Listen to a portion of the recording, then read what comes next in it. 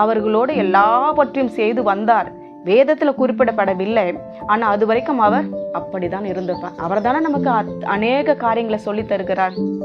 உன் வாழ்நாள் நீடித்திருக்கணும்னா உன் தாயும் தகப்பனையும் நீ கனம் பண்ணு, அவனுக்கு கீழ்ப்படிந்து வாழு. நீ உலகத்துல நீ நல்லா இருக்கணும், உன் ஆயுசு நாட்கள் பெருகணும்னா பெத்தவங்களுக்கு நீ என்ன பண்ணணும், கீழ்ப்படிஞ்சு வாழ்ந்துதான் ஆகணும்னு வேதம் சொல்லுகிறது.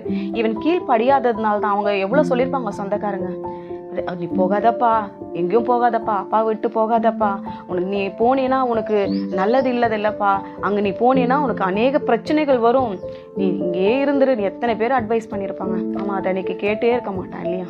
தேவ பிள்ளைகளே, தயவு செய்து அப்பா அம்மாவுக்கு கீழ்ப்படிங்க, கர்த்தருக்கு செவி கொடுங்க, வேதம் வாசிங்க. வேதத்தில் அநேக காரியங்கள் நமக்கு சொல்லப்பட்டிருக்கிறது, அட்வைஸ். அதையெல்லாம் கேட்டு கர்த்தருடைய பாதத்தில் உட்காருங்க. கர்த்தர் உங்களை எல்லா இருளிலிருந்து வெளிச்சத்துக்கு கொண்டு வருவார். இங்கே வெளிச்சம் தான் இங்கே